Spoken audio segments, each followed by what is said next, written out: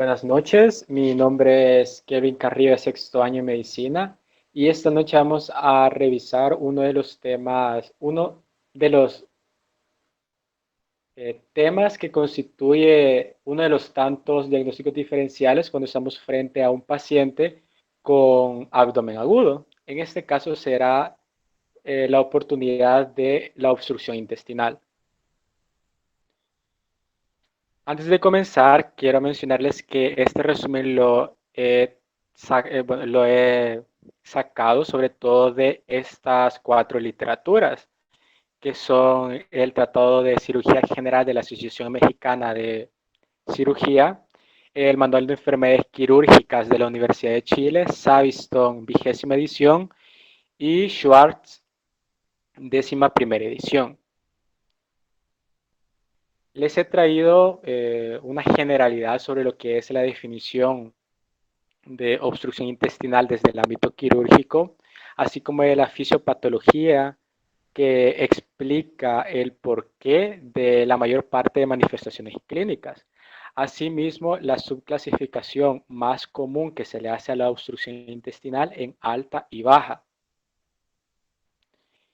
Antes de comenzar, es importante mencionar de que cuando sospechemos un cuadro de obstrucción intestinal, debemos diferenciar dos tipos que que van a constituir cuadros totalmente diferentes. Y llámese una obstrucción de tipo dinámica y una obstrucción de tipo adinámica, o también conocida como hilo paralítico.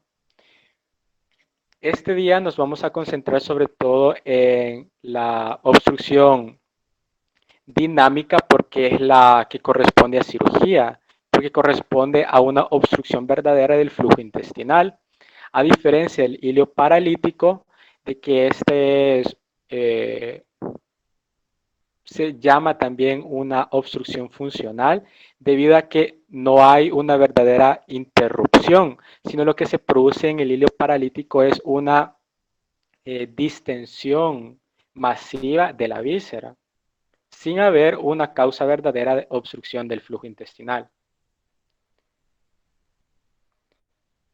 En términos generales, la obstrucción intestinal es definida como la detención del paso o del flujo normal del contenido intestinal hacia una dirección distal por una causa mecánica. Pero ¿cómo vamos a saber si esta obstrucción es alta o baja?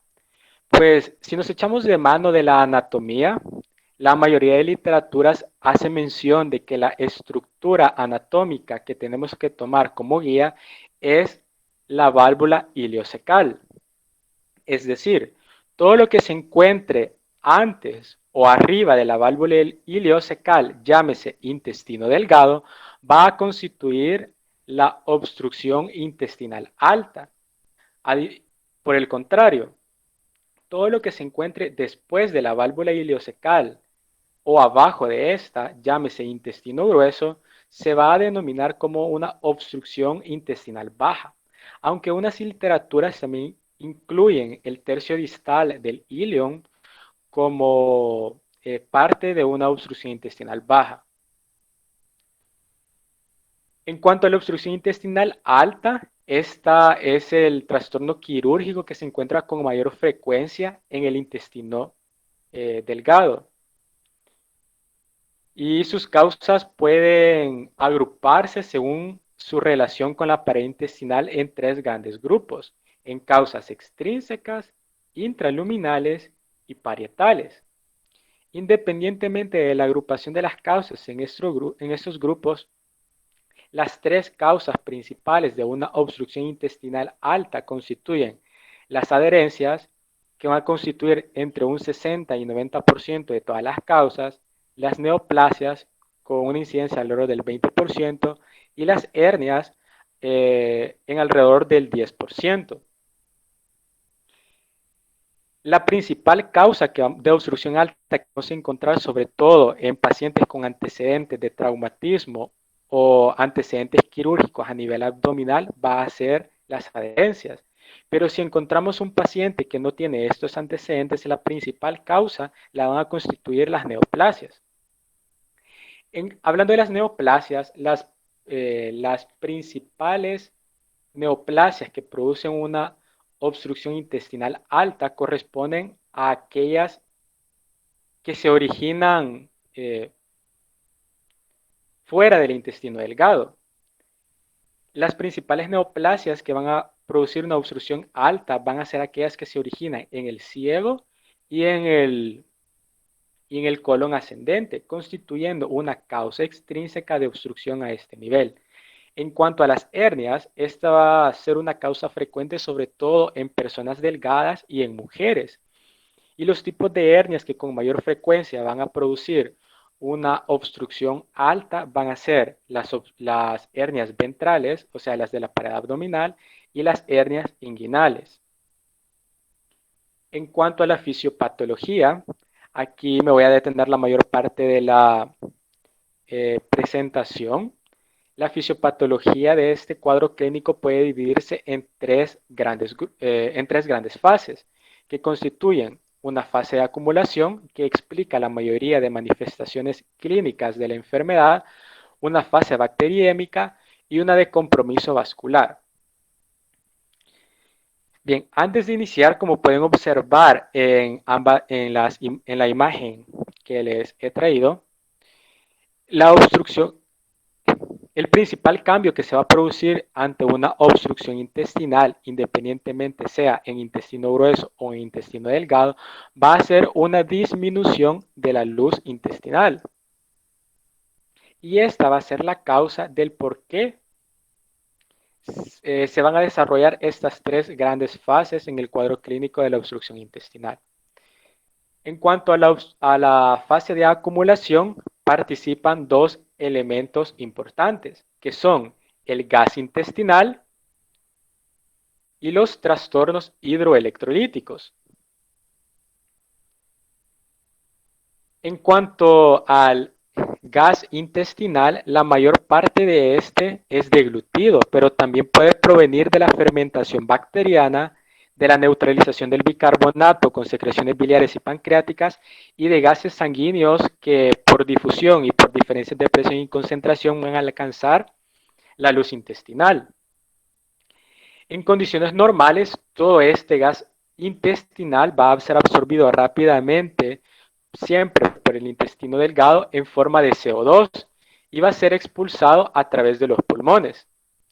El resto de gas intestinal que no es absorbido en forma de CO2 va a ser expulsado a través del recto, principalmente en forma de nitrógeno. Eh, Debido a que en la obstrucción intestinal hay una disminución de la luz intestinal, va a haber una dificultad de la salida del paso o no va a haber un paso de todo este gas, por lo que se va a acumular en el segmento proximal de la obstrucción. Llámese segmento proximal a toda la parte del intestino, del asa intestinal que se encuentra antes del punto de obstrucción. La acumulación de este gas va a producir una distensión inicial de la víscera y un aumento de la presión intraluminal. En cuanto a los trastornos hidroelectrolíticos, estos se van a explicar en parte por el aumento inicial de la presión intraluminal y de la distensión provocada por la acumulación de gas. Pero además de esto, la distensión abdominal va a producir otros efectos. Pero antes de explicar eso, es importante recordar un poco de fisiología que va a explicar posteriormente los trastornos hidroelectrolíticos que se producen en la obstrucción intestinal. Como todos sabemos, en el intestino delgado circulan alrededor de 10 litros de secreciones, llámese secreciones salivales, gástricas, biliares, intestinales, provenientes de alimentos o de consumo directo del agua. Y en condiciones normales, estos líquidos también van a ser absorbidos en la primera porción del duodeno y únicamente va a llegar hasta el colon 1 litro de todo 1 litro de los 10 que van a ingresar al duodeno. Como sabemos, hay una disminución de la luz intestinal. Entonces, al igual que sucede con el gas, los líquidos que normalmente pasan por el haz intestinal también se van a acumular y van a aumentar más la presión intraluminal de la víscera y van a provocar también un aumento de la distensión provocada inicialmente por la acumulación de, de gas. Esta distensión inicialmente va a provocar de forma refleja una activación o estimulación del sistema nervioso vagal y entérico, que es el responsable de transmitir las alteraciones de la mucosa gastrointestinal, para que se produzcan los reflejos bueno, tanto el reflejo nauseoso como el vómito, procedentes desde las asas intestinales.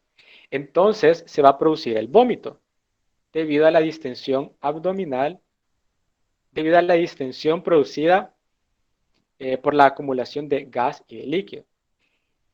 Obviamente este vómito va a provocar una pérdida de líquido y de electrolitos, principalmente de potasio y de cloro. La pérdida tanto de, la pérdida tanto de electrolitos eh, como la acumulación de, de líquido en la luz intestinal va a producir un desequilibrio hídrico y electrolito que se va a manifestar característicamente como un desequilibrio ácido-base, que en el caso de las obstrucciones intestinales, característicamente vamos a encontrar el desequilibrio denominado como acidosis metabólica. Bien, esta acidosis metabólica, bueno, además de el vómito que va a producir la distensión y el aumento de la presión abdominal, esos dos eventos también van a producir un aumento de la secreción de líquido intestinal. ¿Y esto por qué? Porque al haber un mayor contenido, un contenido en la luz intestinal va a crear un efecto de tipo masa que va a hacer creer al intestino delgado que hay demasiado contenido intestinal que necesita ser descompuesto para su posterior absorción, o que dicho contenido necesita acelerar su paso hacia la siguiente porción de la víscera. Eh, este aumento de secreciones va a contribuir a la acumulación de líquido en la porción, en la porción proximal de la obstrucción, lo que va a llevar a la formación de un fenómeno denominado como formación del tercer espacio. Este tercer espacio clínicamente lo vamos a poder identificar con los signos de deshidratación e hipovolemia. Además de la distensión producida por la formación del tercer espacio y por la distensión del gas acumulado en la porción proximal de la obstrucción, va a aumentar mucho más la presión intraluminal. Y nosotros sabemos que por fisiología, presiones intraluminales mayores a 20 centímetros de agua ya provoca alteraciones en la absorción tanto de líquido como de electrolitos en cualquier parte del haz intestinal. Entonces, este aumento de la presión intraluminal va a producir de que se inhiba la absorción y de forma refleja va a contribuir a de que haya más contenido intestinal en la luz de la víscera y va a estimular a una mayor secreción de sales y de agua eh, como el efecto que mencioné anteriormente. Esto va a contribuir a que la formación del tercer espacio sea mayor y se contribuya también a una mayor distensión de la asa, empeorando empeorando inicialmente todos los signos y síntomas en cuanto al vómito y alteraciones hidroelectrolíticas. El intestino delgado, inicialmente por sí solo va a responder a la distensión, provocando trastornos en la motilidad intestinal. ¿Y qué va a producir? Inicialmente, los trastornos se van a manifestar como episodios intensos y periódicos de actividad neuromuscular que van a provocar contracciones graves que van a explicar el dolor de tipo cólico intenso característico en la obstrucción intestinal alta. Además de esto, se va a aumentar el peristaltismo tanto en la porción proximal de la obstrucción como en la porción distal. En la porción proximal va a ser más marcado este aumento del peristaltismo, y el peristaltismo que se produce en la porción distal va a tratar de ayudar a que el intestino delgado por sí solo resuelva la obstrucción que se ha producido. Este aumento del peristaltismo puede explicar del por qué al inicio de los cuadros clínicos de obstrucción intestinal, sobre todo de una obstrucción alta, puede presentarse con cuadros diarreicos, que posteriormente van a ir disminuyendo debido a que se va a producir una fatiga de la musculatura del asa intestinal. Entonces, tenemos que en cuadros iniciales podemos encontrar cuadros diarreicos por el aumento del peristaltismo, y a medida va avanzando el cuadro, ya vamos encontrando más signos de estreñimiento.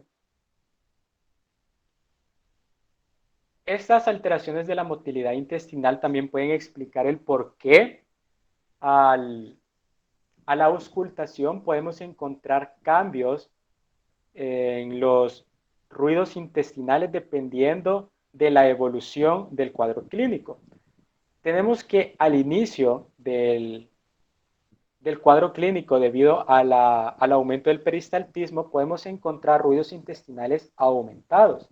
Y a medida va avanzando el cuadro, los ruidos intestinales van disminuyendo hasta desaparecer totalmente debido a la fatiga de la musculatura del asa intestinal. Eso principalmente en la fase de acumulación.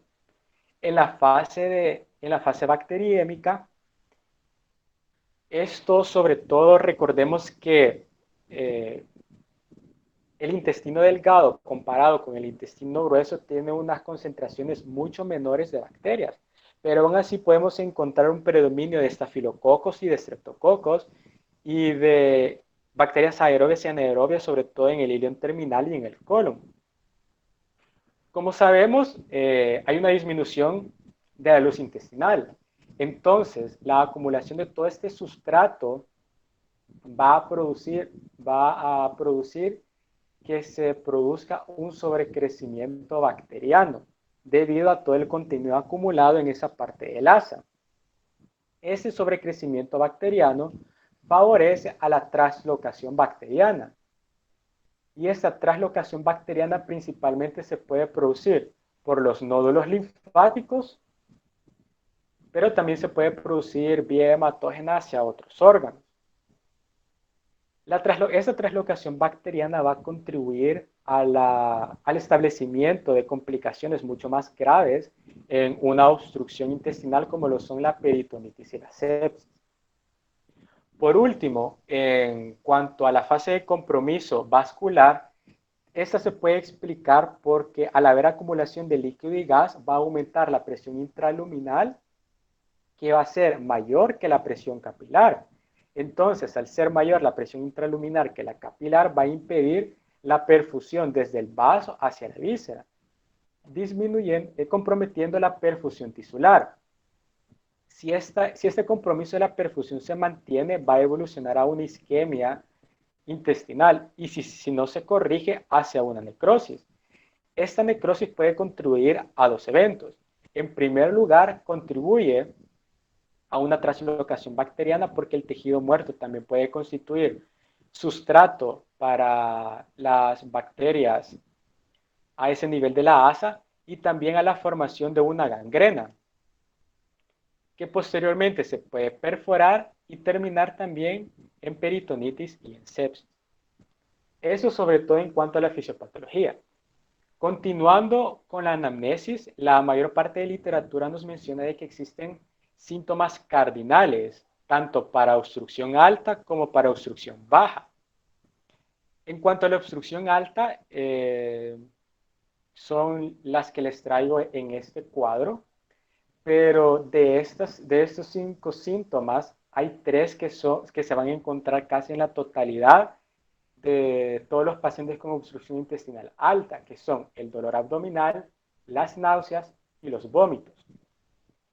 El dolor abdominal va a ser de tipo cólico y va a ser espástico y se va a presentar de forma periódica, es decir, que se va a presentar alrededor de cada 3 a 4 minutos y se va a predominar en una posición central, porque como sabemos, la mayor parte de eh, de las asas intestinales del intestino delgado se van a encontrar en una posición central. Entonces, el dolor abdominal de tipo cólico lo vamos a encontrar sobre todo a nivel de mesogastrio.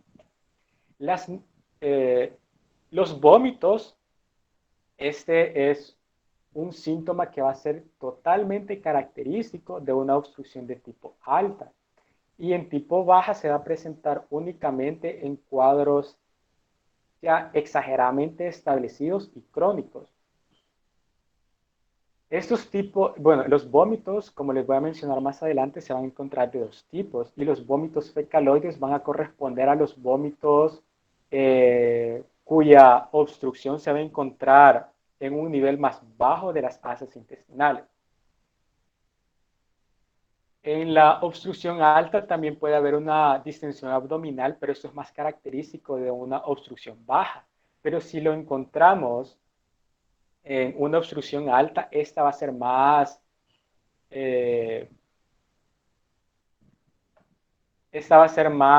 eh, evidente cuanto más cerca del hilo se encuentra la obstrucción. Y el estreñimiento por fisiopatología, podemos decir de que se va a presentar a medida que va avanzando el cuadro clínico.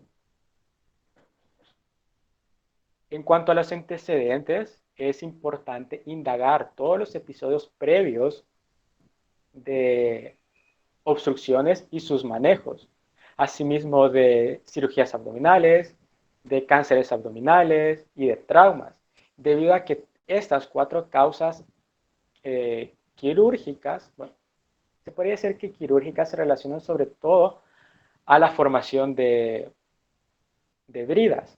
Asimismo, es importante indagar antecedentes de radioterapia porque algunas investigaciones han relacionado a la radioterapia con la formación de adherencias, sobre todo entre las mismas asas intestinales.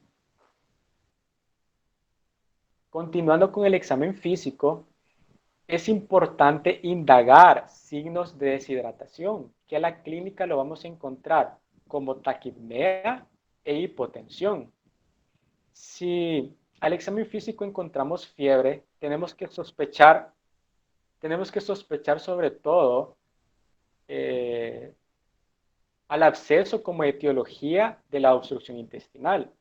Y como les mencioné anteriormente, podemos encontrar 2 tipos de vómito que nos van a ayudar a sospechar a qué nivel se va a encontrar la obstrucción intestinal. Podemos encontrar un vómito de tipo bilioso, o sea, un tipo verdoso, que va a ayudar a sospechar que la obstrucción se va a encontrar a nivel de duodeno o de yeyuno. O un vómito de tipo fecaloide que ayuda a sospechar que la obstrucción se encuentra a nivel de ilion distal y de colon. También es importante indagar el grado de distensión, la presencia de cicatrices de cirugías previas y la percusión. A la percusión es importante buscar masas, sobre todo en mi abdomen derecho, por la etiología que les mencioné anteriormente, que a este nivel se forman los cánceres que con mayor frecuencia actúan de forma extrínseca para producir una obstrucción intestinal alta. Luego, continuando con el diagnóstico, este es eminentemente clínico y nos vamos a apoyar de dos pilares, que van a ser de la anamnesis y del examen físico. Aunque también podemos ayudarnos de los métodos de imagen para confirmar el diagnóstico. Podemos utilizar la radiografía simple o la tomografía computarizada. La primera nos va a ayudar a correlacionar la clínica con toda la fisiopatología que podemos encontrar en los signos radiológicos. Y la tomografía computarizada nos va a ayudar sobre todo a identificar el nivel de la obstrucción intestinal. Los exámenes de laboratorio usualmente no nos van a servir para diagnóstico de una obstrucción intestinal, pero sí pueden ser útiles para evaluar o para determinar el grado de deshidratación provocado por la formación del tercer espacio y la pérdida de líquidos a través de los vómitos. Y usualmente vamos a encontrar alteraciones leucocitarias, en donde vamos a poder encontrar una leucocitosis que meramente nos va a indicar procesos inflamatorios y si se encuentran exageradamente elevados, procesos isquémicos. Y también podemos encontrar característicamente el trastorno hidroelectrolítico más frecuente, que va a ser una hipocalemia. En cuanto a la radiografía simple de abdomen, es importante mandar tres tipos de radiografías. En primer lugar, una radiografía en proyección en decúbito supino para poder observar los signos de dilatación de las asas intestinales. Otra radiografía en bipedestación para poder observar los característicos patrón escalonado de los niveles hidroaéreos. Y una tercera radiografía en tórax que nos va a ayudar a identificar un signo característico de obstrucción intestinal debajo del diafragma. Por el hecho de que si encontramos aire debajo del diafragma, eso puede ser indicativo de una obstrucción intestinal. Bien, los dos signos radiológicos característicos que vamos a encontrar en una obstrucción intestinal alta van a ser, primero, la dilatación del intestino delgado sin signos de dilatación del colon. Y en segundo lugar, los múltiples niveles hidroaéreos en patrón escalonado. Pero ustedes se van a preguntar, ¿cómo puedo diferenciar en esta placa si es intestino grueso o es intestino delgado? Y eso es bien fácil. Por anatomía sabemos que las asas intestinales van a tener una posición anatómica característica. El intestino delgado, la mayor parte de esto se va a encontrar en una posición central, a diferencia del intestino grueso que va a tener una posición más periférica. Y dos estructuras van a tener una posición fija, el colon ascendente y el colon descendente. A diferencia del colon transverso, que va a tener una posición más variable, al igual que el colon sigmoides y el recto. Además de esto, otra de las claves para poder identificar si es intestino grueso o es intestino delgado es la presencia de los pliegues de la mucosa. Como podemos observar acá, en un intestino delgado es característico que los pliegues de la mucosa atraviesen la totalidad de la luz intestinal, a diferencia del intestino grueso, de que estos pliegues de la mucosa no van a atravesar completamente la luz. Luego de esta explicación, podemos determinar con toda certeza de que esta placa nos refleja una dilatación del intestino delgado. Además, también es importante que para determinar la dilatación del intestino delgado, el diámetro de la luz tiene que ser mayor a 3 centímetros y del intestino grueso tiene que ser mayor de 5 a 6 centímetros. Continuando, aquí también les presento otra radiografía en donde podemos observar siempre el intestino delgado, la dilatación de este y la causa que ha provocado la dilatación. Como pueden observar acá, hay una estructura radioopaca que luego de la intervención quirúrgica se dieron cuenta de que era un cálculo biliar. También continuando, aquí les muestro una radiografía simple en bipedestación, que esta es útil para observar los múltiples niveles hidroaéreos en patrón escalonado. Y se preguntarán, ¿por qué se llama patrón escalonado si no parece escalera? Se le denominó así por el hecho de que el acúmulo de gas es característicamente continuo, como pueden observar. Entonces, esta continuidad va a asemejar los escalones de, valga la redundancia, de una escalera, pero no necesariamente se tiene que presentar estrictamente simulando una escalera, sino que solo con la presencia de estos acúmulos continuos ya podemos decir de que los múltiples niveles hidroaéreos ayudan a sospechar a una obstrucción intestinal alta. Aquí también podemos observar de una forma más marcada los niveles hidroaéreos. Y acá, este es un ejemplo de una radiografía estrictamente gráfica del patrón escalonado que se describe como signo radiológico característico de una obstrucción intestinal.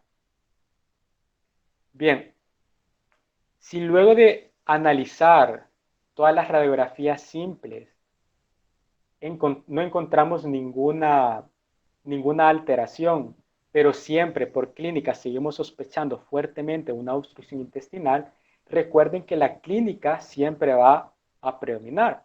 Por lo tanto, en esos casos nos podemos apoyar de un segundo examen de gabinete, que va a ser la tomografía computarizada abdominal. Esta está indicada sobre todo en todo paciente con clínica sugerente de obstrucción intestinal y radiografías de abdomen que no son compatibles a esta patología. Asimismo, se van a indicar en todo paciente que no tenga antecedentes quirúrgicos y tampoco haya tenido en su vida alguna pesquisa de una hernia de pared abdominal. También tiene que indicarse en todo paciente febril más clínica de obstrucción intestinal, porque sobre todo en estos casos se tiene que buscar como etiología principal la formación de un absceso. También se tiene que indicar en todo paciente con una neoplasia intraabdominal conocida, ya sea antigua o actual.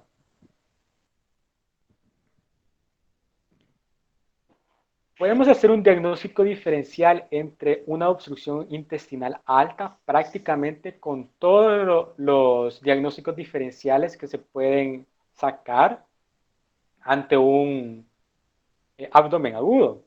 Pero es importante recalcar estas tres: la peritonitis, hilo dinámico y la obstrucción del intestino grueso. La peritonitis porque puede ser también una complicación grave de una obstrucción intestinal, tanto de una obstrucción intestinal alta como baja. El hilo dinámico porque es un tipo de obstrucción funcional, como ya había mencionado anteriormente, en donde no hay una causa obstructiva que produce el cuadro clínico. Y la obstrucción del intestino grueso porque la clínica en muchos casos es similar a la obstrucción alta. Y la vamos a revisar brevemente a continuación. Bueno, en cuanto al tratamiento de la obstrucción intestinal alta, lo recomendable, al inicio es adoptar un tratamiento conservador. Llámese eso la pura observación intrahospitalaria, en donde tenemos que indicar la suspensión de la vía oral, tenemos que iniciar una reanimación hídrica con el objetivo de recuperar eh, todo el volumen perdido, ya sea por el vómito o por la formación del tercer espacio. Además, uno de los pilares fundamentales en el tratamiento conservador es la colocación de la sonda nasogástrica. ¿Y esto por qué? La sonda nasogástrica es fundamental porque nos va a ayudar a extraer tanto material gástrico como aire, que nos va a ayudar a recuperar la luz intestinal y consecuentemente a reposicionar eh, la víscera. Además, acompañado con la reanimación hídrica, es importante colocar una sonda uretral para controlar, eh, para controlar los líquidos que se están administrando. Y también es importante indicar analgesia, sobre todo en aquellos pacientes cuyo dolor cólico es incapacitante. Independientemente la recomendación inicial, independientemente que la recomendación inicial es un tratamiento conservador, si la clínica no mejora luego de 48 horas o esta empeora en el transcurso de este tiempo, eminentemente tiene que abordarse de una manera quirúrgica, haciendo una laparotomía en busca de una obstrucción eh, a través de todo el intestino delgado.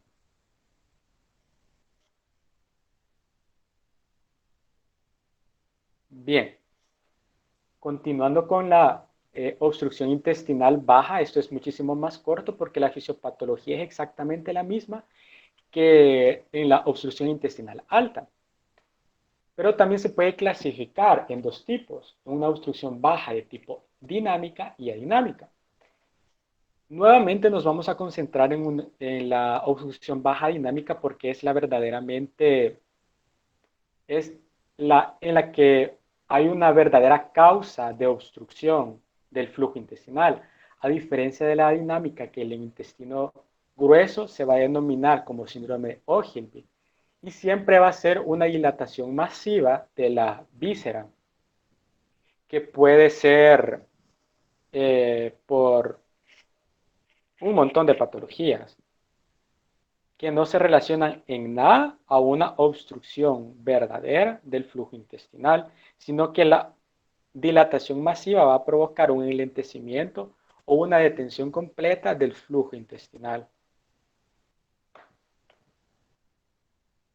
Bien, la etiología es relativamente diferente comparándola con la obstrucción alta, debido a que en este caso las tres causas principales corresponden a las neoplasias, en un 60 al 70%, la enfermedad diverticular en un 15 a un 20% y los vólvulos en un 10 a 15%. En cuanto al cáncer, los principales, bueno, los principales orígenes de cáncer en el colon que pueden producir una obstrucción baja son aquellos que se originan en el colon descendente, en el colon sigmoides y en el recto. Y en cuanto al vólvulo, esta es una causa importante, sobre todo en la tercera edad, siendo un vólvulo sigmoideo la causa principal en el sexo masculino y un vólvulo cecal en el sexo femenino. En cuanto a las manifestaciones clínicas, estas van a ser similares al, a la obstrucción alta, con la diferencia de que la obstrucción intestinal baja se caracteriza por ser un cuadro clínico crónico. Por lo tanto, lo tenemos que sospechar como diagnóstico diferencial en todo aquel paciente que además de abdomen agudo manifiesta una pérdida de peso. Asimismo, lo tenemos que sospechar en todo aquel paciente que nos mencione que ha tenido cambios en el tránsito intestinal en las últimas semanas. Al igual que en la obstrucción alta, la obstrucción baja también tiene eh, signos y síntomas característicos. Entre los síntomas característicos de una obstrucción baja va a predominar la distensión,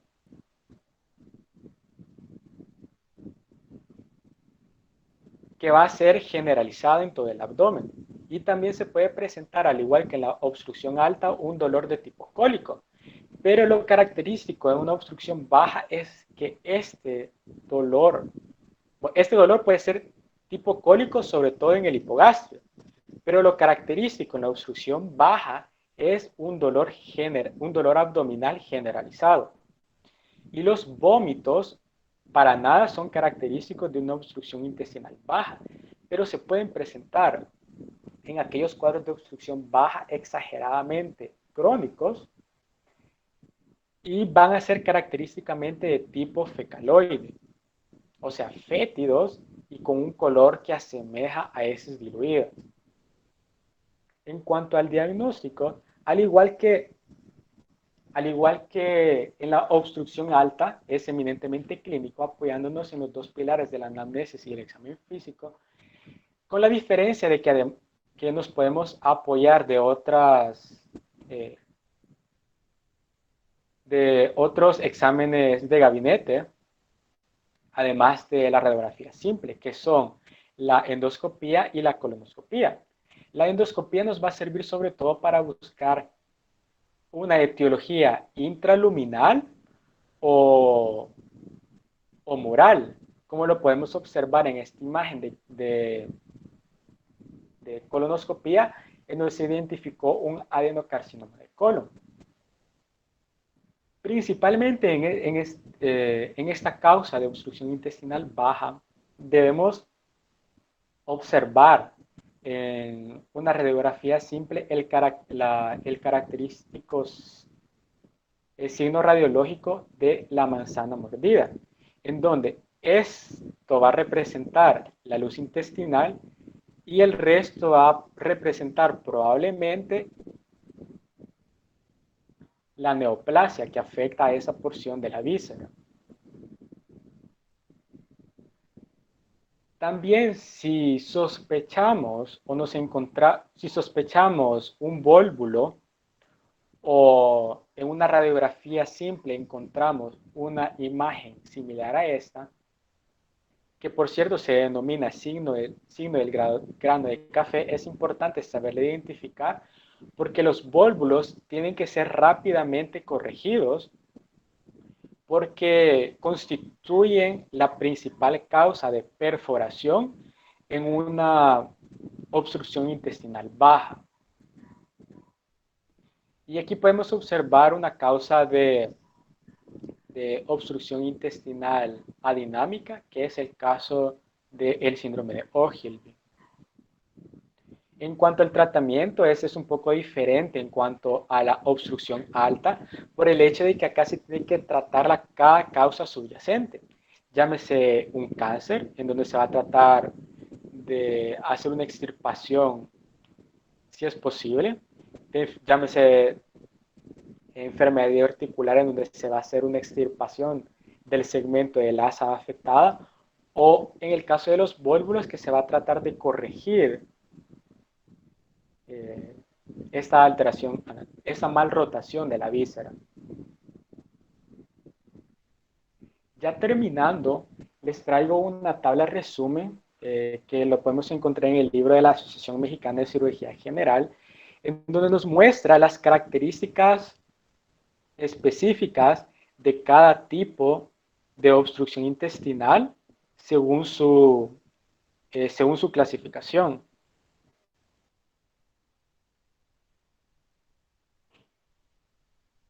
Y por último,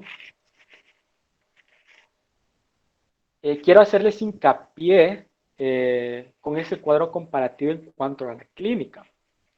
En cuanto a la clínica de la obstrucción intestinal alta y baja, porque van a tener, como ya mencioné anteriormente, van a tener signos característicos.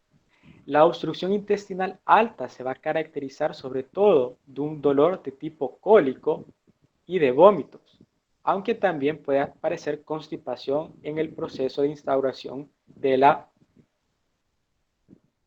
obstrucción, a diferencia de una obstrucción intestinal baja que se va a caracterizar por una marcada distensión abdominal y por una constipación por el hecho de ser un proceso crónico. Aunque también se puede presentar un dolor abdominal o vómito en casos de manifestaciones agudas. Y esto es lo que les traía este día. Es que muchas gracias a todas aquellas personas que se quedaron hasta el final de la explicación. Y también agradecer a estas páginas, además de MedLife y de nuestro compañero Benjamín, que son los responsables de que estas jornadas médicas de repaso se lleven a cabo en este ambiente tan difícil en el que nos encontramos.